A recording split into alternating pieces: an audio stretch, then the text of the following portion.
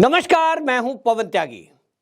5 राज्यों के विधानसभा चुनाव के सर्वे सभी ने अब सार्वजनिक कर दिए हैं और इस सर्वे में सबसे ज्यादा ध्यान अगर कहीं किसी का टिका हुआ है तो पूरे मीडिया का और पूरे देश का ध्यान है राजस्थान और मध्य प्रदेश में। छत्तीसगढ़ को लेकर पहले से ही ये कयास लगाए जा रहे थे। पहले जो सर्वे हुए हैं उसमें यह बताया जा रहा था कि वहां पर कांग्रेस की सरकार बन रही है, भारतीय जनता पार्टी का अभी फिलहाल कोई चांस नहीं है और इसलिए डिबेट का मुद्दा वो इस समय नहीं है। लेकिन जिस तरह से कुछ चैनलों ने राजस्थान के अंदर भी कांग्रेस को बहुमत के निकट दिखाया है वो चर्चा का विषय बना हुआ है। कुछ चैनल है जैसे कि आज तक चैनल है, वो खास तौर पर राजस्थान में बढ़त कांग्रेस को दिखा रहा है, जबकि जो मेरा सर्वे था, मैंने भी जो सर्वे किया था, 50 का आंकड़ा कांग्रेस पार नहीं करेगी। ये मैंने बार बार कहा है राजस्थान के लिए। मध्य प्रदेश की बात करूं तो मध्य प्रदेश में भी मेरा आकलन यह है कि कांग्रेस वहां 100 का आंकड़ा पार नहीं करेगी, 100 से नीचे रहेगी। तो इसीलिए ये पूरे जो चैनल वाले हैं इनका जो सर्वे है इसका सबका एक तरह से समराइज अगर करें तो इनका औसत क्या निकलता है वो मैं बताऊंगा। अगर मैं बात करूं मध्य प्रदेश की तो टुडे चाणक्य जो है वो 151 भारतीय जनता पार्टी को सीट दिखा रहा है ±12, और वोट प्रतिशत की बात करें तो 45% वोट भारतीय जनता पार्टी को मिलता हुआ टुडे चाणक्य ने दिखाया है। वहीं कांग्रेस को 74 सीटें ±12, 38% वोट कांग्रेस को दिखाया गया है। मैं अपने सर्वे की बात कर रहा था तो मैंने भारतीय जनता पार्टी को 130 और 105 सीटें, 130 में 140 हो सकता है, 130 से 39 नहीं होगा भारतीय जनता पार्टी का। ये मेरा अपना सर्वे था और जैसा मैंने कहा था जिलेवार मैंने आपको मध्य प्रदेश का बताया था, कांग्रेस को 100 का आंकड़ा पार नहीं होगा। अगर प्लस माइनस अगर लेते हैं 10 तो 105 मैक्सिमम जा सकती है, ये मैंने आंकड़ा बताया था। 10 अदर रहेंगे। इसी तरह अगर रिपब्लिक भारत की बात करें तो आर भारत ने भारतीय जनता पार्टी को 118 से 130 और कांग्रेस को मध्य प्रदेश में 97 से 107 सीटें दिखाई हैं। टीवी 9 भारतीय जनता पार्टी को 106 से 116 सीटें दे रहा है। वहीं टीवी 9 का सर्वे कांग्रेस को लेकर कह रहा है कि वो 111 से 121 सीटें प्राप्त कर सकती है। अब अगर टीवी 9 की बात मान लें कि ये सर्वे उनका सही है, फिर तो कांग्रेस की सरकार मध्य प्रदेश में बनती हुई दिखा रहा है और इसीलिए मैं कह रहा हूं कि कुछ विवाद चल रहा है। वहीं जी न्यूज की बात करें तो जी न्यूज ने भारतीय जनता पार्टी को मध्य प्रदेश में 118 से 130 और कांग्रेस को 97 से 107। जी न्यूज का, रिपब्लिक भारत का, आर भारत का और टुडे चाणक्य, ये 3 चैनलों का जो सर्वे है वो मेरे अपने सर्वे के लगभग पास दिखाई दे रहा है। इसी तरह बात करें राजस्थान की तो राजस्थान में जो मैंने सर्वे दिया था वो 135 भारतीय जनता पार्टी और 50 कांग्रेस को, 15 अदर्स को, जिसमें हनुमान बेनीवाल की पार्टी भी शामिल है।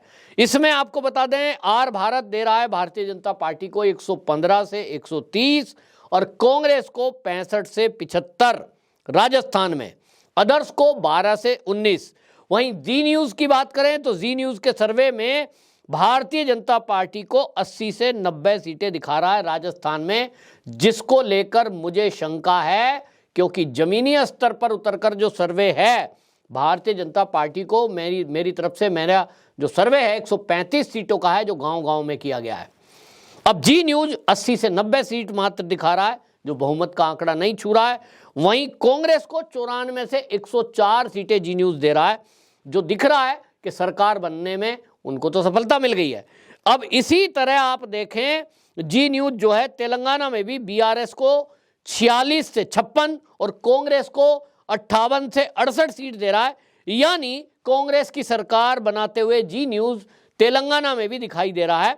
भारतीय जनता पार्टी को मात्र 4 से 9 सीट जी न्यूज दे रहा है तेलंगाना में। मेरा भी आकलन बीजेपी को लेकर तो ऐसा ही है कि 5 मिनिमम सीटें रहेंगी, वो 5 से 9 के बीच हो सकती हैं, 10 सीट भी आ सकती हैं। ये चौंकाने वाले आंकड़े हो सकते हैं।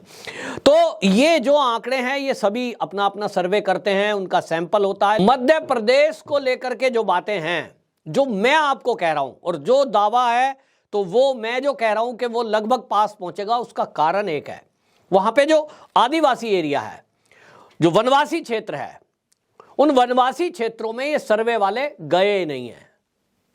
वहां उनके पास कोई ऐसा साधन नहीं होता है, महिलाएं बहुत संकोची होती हैं, उनसे आप बात करेंगे बात नहीं हो सकती, उनकी भाषा में बोले तो ठीक है। तो लोकल जो यूट्यूब चैनल हैं, जो प्रिंट मीडिया से जुड़े हुए लोग हैं, जो संघ के लोग हैं, उनके आधार को मैंने अपने सर्वे में बनाया और इसीलिए मैं कह रहा था कि मध्य प्रदेश में मिनिमम 130 सीटें भारतीय जनता पार्टी को मिलेगी और वो उन क्षेत्रों में बहुत अच्छा परफॉर्म भारतीय जनता पार्टी करने वाली है जो वनवासी क्षेत्र हैं।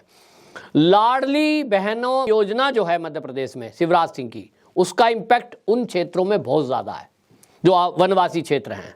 द्रौपदी मुर्मू भी एक फैक्टर रहा है क्योंकि लोगों को यह समझ में आया है कि किसी वनवासी क्षेत्र को पहली बार किसी ने इतना मान सम्मान और विकास दिया है, वो है बीजेपी। तो मोदी के नाम पर, बीजेपी के नाम पर और शिवराज सिंह के काम पर मध्य प्रदेश में बड़ी संख्या में महिलाओं के वोट, वनवासियों के वोट पड़े हैं और ये चौंकाने वाला रिजल्ट देंगे। और ये संख्या मिनिमम 130 भारतीय जनता पार्टी के लिए है, जो बढ़कर ये 140 भी हो सकती है, ये आकलन है। तो इसका मतलब मेरा जो आकलन है और जो अधिकतर सर्वे जो सैटेलाइट चैनल के आए हैं उनके सर्वे की अगर बात कर लें तो मध्य प्रदेश और राजस्थान में clear cut Bharatiya Janata party को पूर्ण बहुमत मिल रहा है। छत्तीसगढ़ में कांग्रेस की सरकार बन रही है। तेलंगाना में सरकार का अभी झोल है, लेकिन लोग बीआरएस को बता रहे हैं कि सरकार बना सकती है। इसी तरह आपको बता दें, जो मिजोरम की बात हो रही है, तो मिजोरम में जो पहले सीएम हैं वो वापस रिपीट कर सकते हैं उनकी पार्टी। अब ये जो है एमएनएफ का रिपीट होना, ये अभी देखेंगे, रिजल्ट आएगा 3 तारीख को। लेकिन इतनी तो बात तय हो ही गई है कि जैसे आकलन पहले से लगाए जा रहे थे, राजस्थान को लेकर के और मध्य प्रदेश को लेकर के कुछ चैनलों का दावा था, एनालिसिस्ट का दावा था कि भाई वहां तो बीजेपी की सरकार बनी नहीं, यही 5 राज्य में बीजेपी सरकार नहीं बना रही है। तो ऐसा नहीं है और हर जगह बढ़त की है।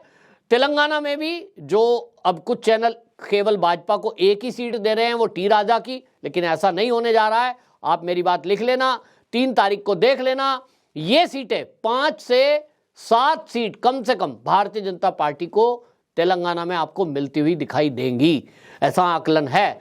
तो कुल मिलाकर के ये सर्वे है और सैंपल होता है कुछ लोगों का। अब उसमें आप देखेंगे कि कई चैनल तो ऐसे हैं, जो एजेंसियां ऐसी हैं जिनका सर्वे हमेशा सटीक निकलता है। अब देखना होगा कि जो मैंने सर्वे आपके सामने प्रस्तुत किया है 3 तारीख को, वो क्या कहता है।